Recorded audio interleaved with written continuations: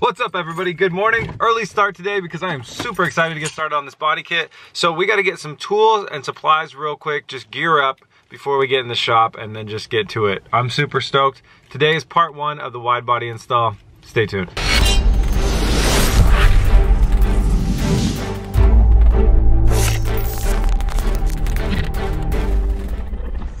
Last time we did a wide body kit, we used some rubber well nuts, and that hardware was really good. And on the plus side of that is it adds for some variability if you want to move your kit around. But I messed up and didn't have time to order those. So we're gonna go with riv nuts on this project. And then the issue is seeing if I can get enough of them.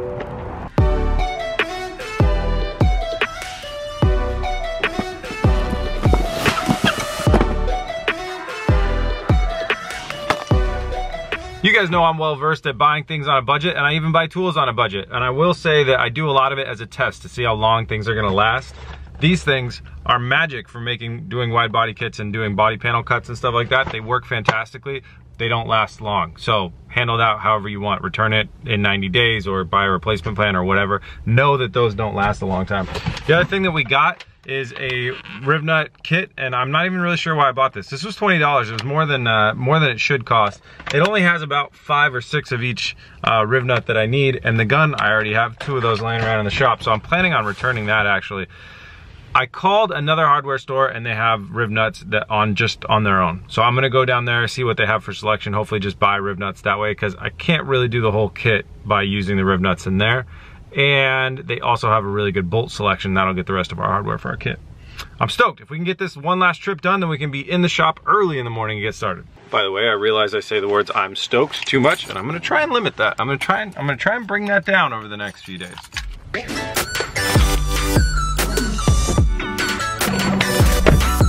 All right, that was quick-ish. I got 100 pieces of everything because it was cheaper to buy 100 than like 40. So 100 of everything, good to go, back to the shop. I gotta hustle though, cause it's car auction time. I'm trying to buy another car today. And there we go, deep into the 9. There we go, 94. Just let it go, really? This is a hot lot. So much money for this car. 10K is my limit. That's it, I'm done here. 10.2 is my limit, I mean. I'm done at it. 10.4 is my limit. 10.5, okay, that's it. I don't want this car at 10.6. I don't know why I just did that. I don't know why. I just decided I wanted the car. I need this car. I want this car? Okay, that's it. It's your car, Pennsylvania man. Well, I did not win the auction. The car I was bidding for should go for around between, I'd say, $6,000 to $9,000, and it went for $11,000, and it had 100,000 miles on it.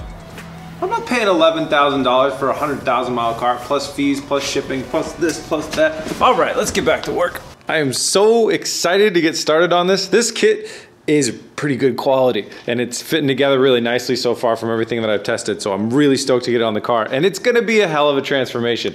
This one, however, is gonna be a problem child. There's too much waviness in here. It needs so much work. I'm not really looking forward to that at all. But let's get the kit on the car today, or at least as much as we can. So I'm gonna go ahead and start with the side skirt because it has a very clearly defined starting point, which is right here, because you can see that the fender has this little hook, just like that fender has that little hook, and that goes in and it matches up with that body line there. So the side skirt starts right there, and how I'm gonna be able to tell if it's tilted and slanted and aligned properly is it just very easily matches up with that door line right there, the bottom door line. So that's pretty simple, right? Just line everything up so it matches the lines and bolt it on. That's what I'll do for the side skirt. Then that'll help me set the line and the mounting position for the rear over fender.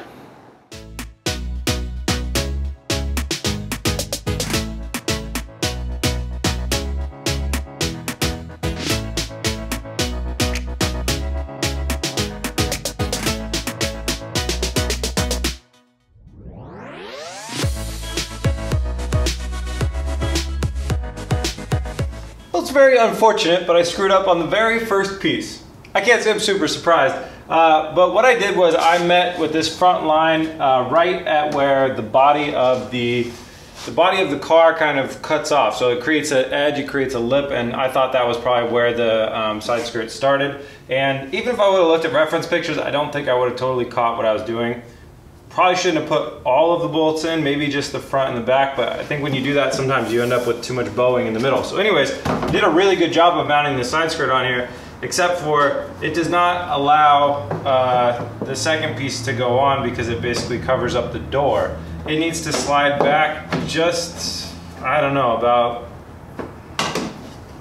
that much, half an inch, a little over a quarter of an inch, and then that will get everything in the right spot. So it's a really weird spot, and I don't know how to remove those riv nuts in a clean way. It's not going to be easy, but I got to do it. So what's going to happen now is I'm actually going to use this still as a guide for this piece. I'm going to go ahead and use like three bolts on this and just temporarily mount it, kind of light mount it where I think it needs to go as far as this way. And then I'll pull this off, take all the riv nuts out, slide it down a little bit, and reinstall it. So it's a bummer, but sometimes you just gotta learn. I'm glad I did this on my car, not somebody else's.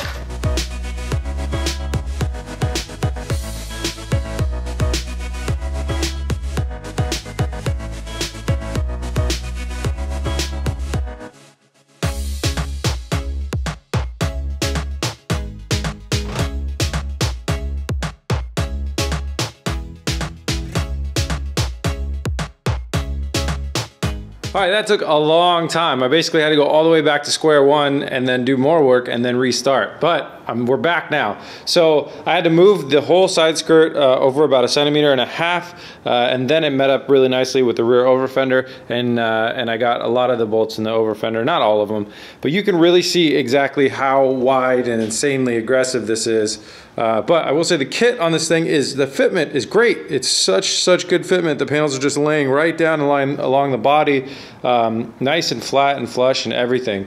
So down here, this piece is gonna wanna stick out a little bit, and what we'll do is we'll come into the back right here and use a speed nut and bolt the two pieces together like that, and that'll be real nice and slick. So these are the 3 bolts that I have left to do, 1, 2, 3 here. But overall, yeah, it looks really good. Took a little bit. It looks really good. It's very aggressive. I can't wait to see it with wheels in there, filling out that space. I think it's gonna look really great. And then that combo, obviously, that makes that pop too. I'm really happy. I'm really happy so far. All right, next up, I'm gonna go ahead and drill out those 3 holes out down there by the gas cap. Then I'm gonna draw my cut line around there and then pull the whole piece off and prepare to cut the rear fender.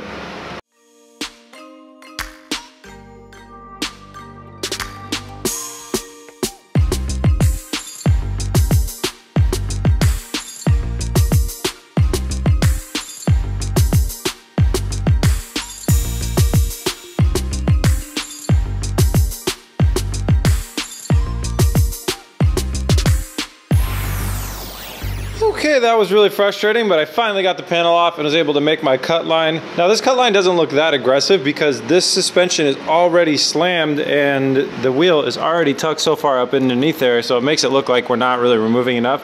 But in reality, when we go to drive, we're actually going to be raising this car up a little bit. You can see how close the body kit is to the bottom of the tire. We don't want to be driving like that. So actually this car will be raised up. And to do that, Mark just stopped by and dropped me off a set of Teen, I think that's how you pronounce it. It's like T-I-E-N, coilovers for this car. So that was really awesome. And that's what we'll be running on this car. So this is my cut line. It's actually above, and what I'll show you later is the inner skin. It's actually above the inner skin. So this is essentially, we're cutting off as much body as you need to do maximum lowering without removing the inner wheel well. So that's it. I'm gonna go ahead and try and use my body saw, handy body saw to go through. But because this one's a little bit different, the outer skin is far away from the inner skin, we may have to go ahead and use the cutoff wheel. But I'll try with the body saw first.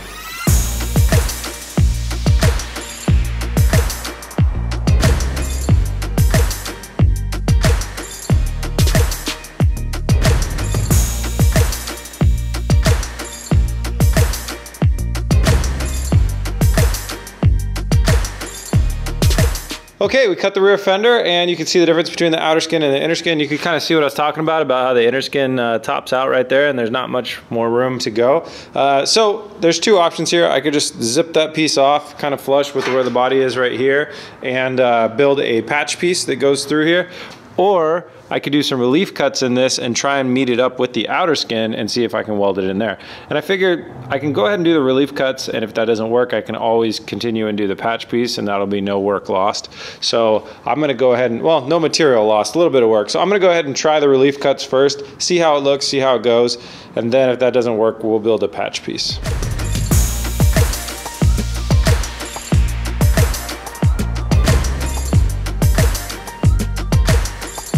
Looks like this is gonna work, so I'm gonna go ahead and grab the flap wheel and go ahead and clean up all these edges right here and the two surfaces of metal, make them nice and clean and prepare them to weld. Then I'm gonna go ahead and weld that inner skin to the outer skin around the edge.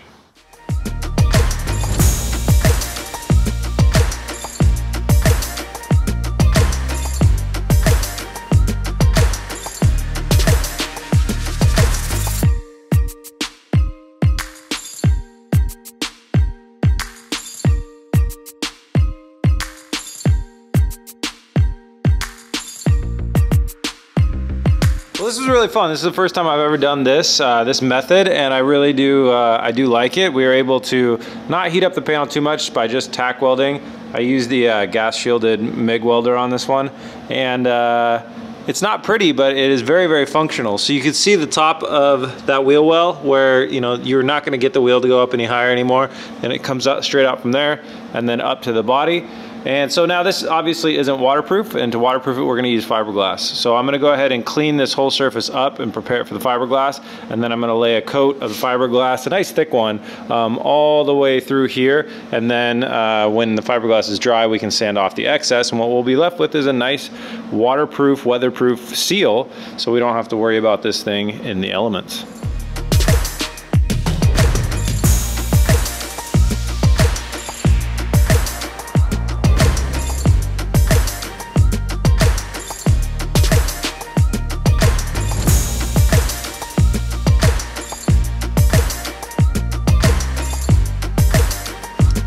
All waterproofed up. That's about it. Obviously I'm gonna sand it down a little bit smoother tomorrow, but that's it. It looks good. That's a pretty easy, pretty fast way to do this compared to at least welding a patch panel. Well, I don't know what happened, but my long day to do everything just turned into not that long of a day. Just got one side of the back done and a side skirt. If I wouldn't have messed up that first side skirt, I think things would have gotten a lot faster. I also lost an Allen wrench for an hour today. That was frustrating. All right, that's it for today. One thing I do want to say, thank you so much to everybody that ordered decals. If the shipping is a little bit slow on those decals, please be patient with Chelsea. So I don't know if you guys know this, but Chelsea and I manage all the merchandise for B is for Build. I'm very proud of trying to keep all of that stuff in-house, so there's no third party that's really soaking up the benefits. I want it all to go straight into these builds.